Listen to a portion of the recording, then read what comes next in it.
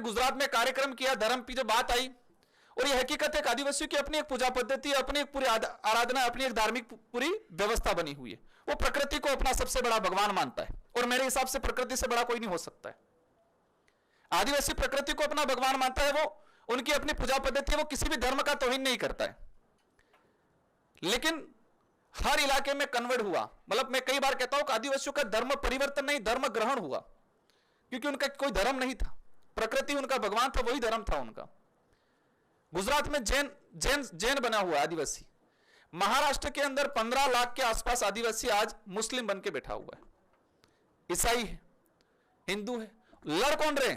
Sir बता रहे थे भाई, एक आदिवासी की मतलब मृत्यु हुई, जो ईसाई बना हुआ वो अलग विधि करेगा, हिंदू बना हुआ वो अलग विधि करेगा, और तभी लड़ रहे हैं आपस में।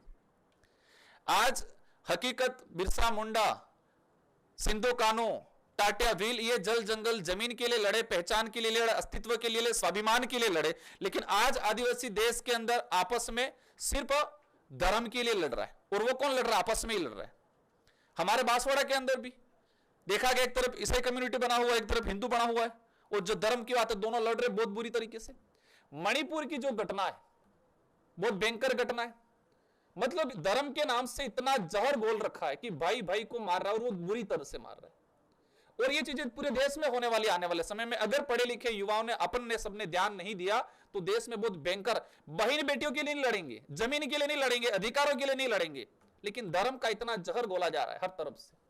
मैं किसी एक धर्म को दोष नहीं दे रहा हूं, कहीं ना कहीं सबकी जिम्मेदारी है, सब जिम्मेदार हैं, और स्थिति इतनी भयंकर बनी हुई। मैं भी कई बार पोस्ट डालता हूं सोशल मीडिया पे, कहते हैं आप तो हिंदू विरोधी हो, फिर कई बार हम कहते हैं आदिवासी ना हिंदू है ना ईसाई है, कुछ कहते हैं आप ईसाई विरोधी हो।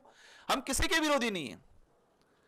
आदिवासियों ने अपनी पहचान, क्योंकि उनको क्या लगा कि पिछड़ा हुआ है, हमने भी गलत किया है। आदिवासी समुदाय से आने वाले पढ़े लिखे लोगों ने भी गलत किया। हम पढ़ लिख गए, हम हिंदी बोल गए, गांव का आदमी लोकल भाषा बोल रहा है तो उसको हमने अनपढ़ गवार मान लिया।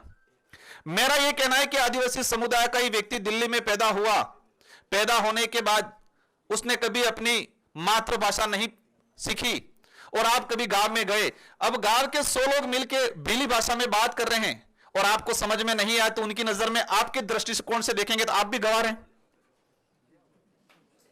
गवार ही है ना।